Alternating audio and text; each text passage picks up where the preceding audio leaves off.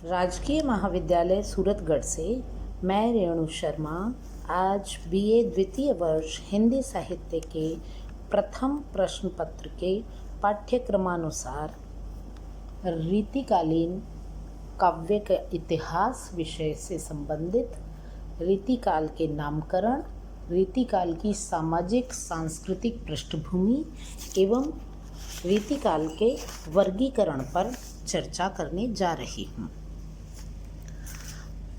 नामकरण पहला बिंदु है। आचार्य रामचंद्र शुक्ल ने संवत 1700 विक्रम से 1900 विक्रम संवत तक के कालखंड को रीतिकाल कहा है।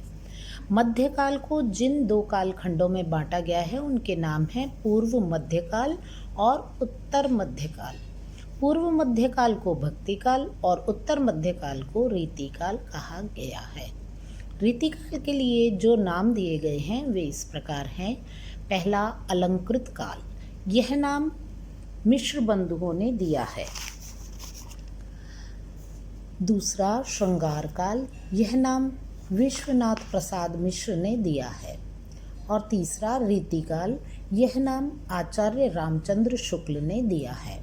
मिश्र बंधुओं का तर्क यह है कि इस काल में कविता को अलंकृत करने पर अधिक बल दिया गया है, इसलिए इसका नाम अलंकृत काल होना चाहिए। किंतु इस काल में लक्षण ग्रंथों की रचना प्रचुर मात्रा में हुई है तथा अलंकृत काल कहने से इस प्रवृत्ति का बोध नहीं हो पाता है, अतः यह नाम समीचीन नहीं है। समीचीन यानी उचित प्रतीत नहीं होता। श्रृंगार काल कहे जाने के पक्ष में यह तर्क दिया गया है कि इस काल के कवियों की व्यापक प्रवृत्ति श्रृंगार विषयक थी, किंतु श्रृंगारी कवियों ने भी काव्यांग निरूपण की ओर रुचि दिखाई है। ऐसी स्थिति में केवल श्रृंगार काल कहने से रीतिकाल की संपूर्ण कविता का बोध नहीं हो पाता।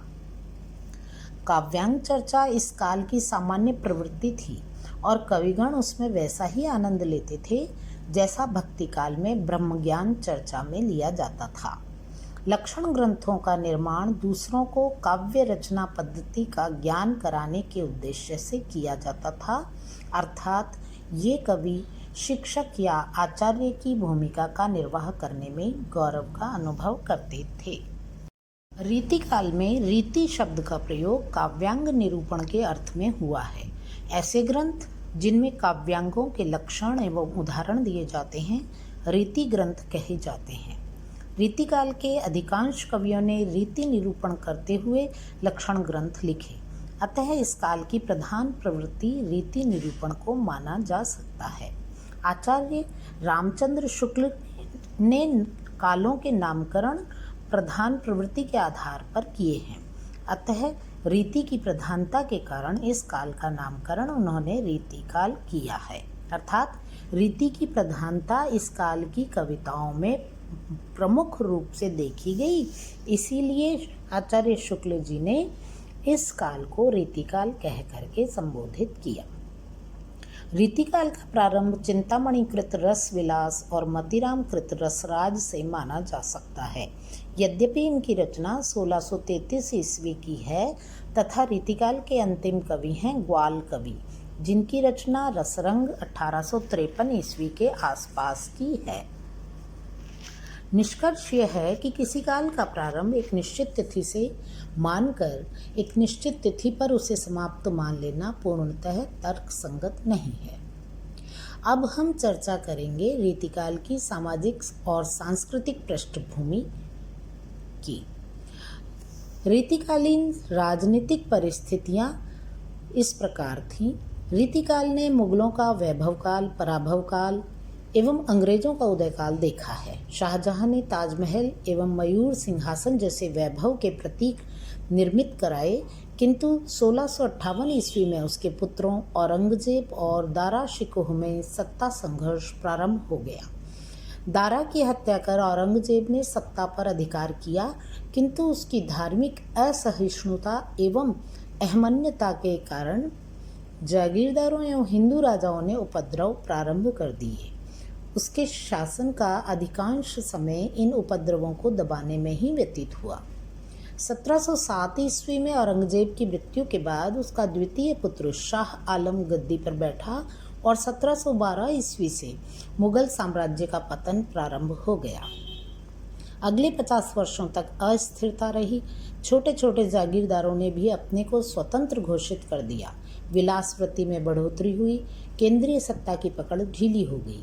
1738 ईस्वी में नादिर शाह के आक्रमण ने मुगल साम्राज्य की नींव हिला दी और रही सही कसर 1761 के ईस्वी में अहमद शाह अब्दाली के आक्रमण ने पूरी कर दी। विदेशी व्यापारियों विशेषतः अंग्रेजों ने इस स्थिति का पूरा लाभ उठाया और धीरे धीरे शक्ति संचय करके वे 1803 ईस्वी तक लगभग समस्त उत्तरी भारत पर अपना आधिपत्य जमा बैठे।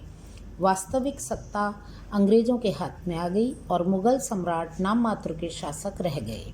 1857 ईस्वी में प्रथम स्वतंत्रता संग्राम के दौरान यह प्रयास हुआ कि मुगलों को पुनः सत्ता पर स्थापित एवं प्रतिष्ठित किया जाए, पर ये प्रयास असफल हो गए। अवध के विलासी शासकों का अंत भी मुगलों के सदृश रहा। राजपूताने में भी विलास एवं बहुपत्नी प्रथा के कारण छोटे छोटे साम्राज्य धीरे धीरे कारुणिक अंत की ओर अग्रसर हुए।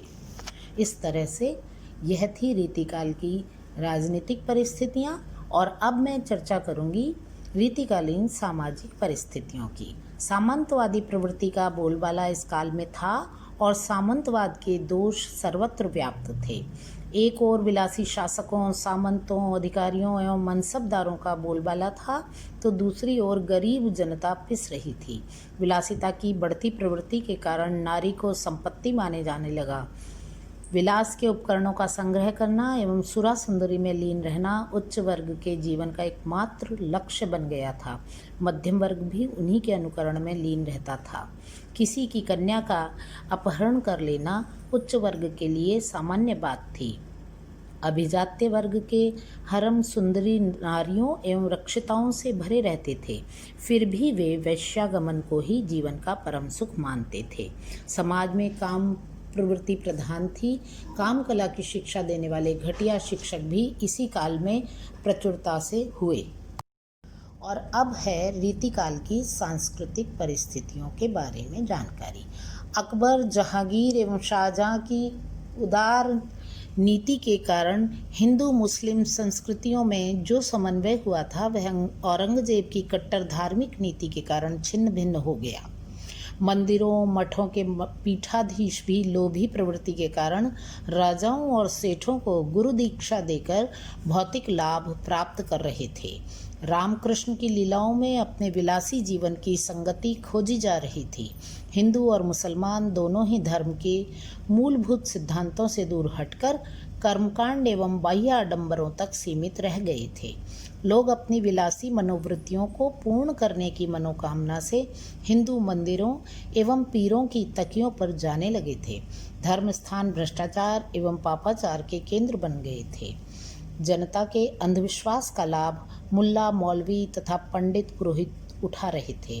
अहिंदी भाषी प्रांतों में निवास कर रहे संत अब भी नैतिकता के ध्वजवाहक बने हुए थे, किंतु उनका प्रभाव उत्तर भारत में न था।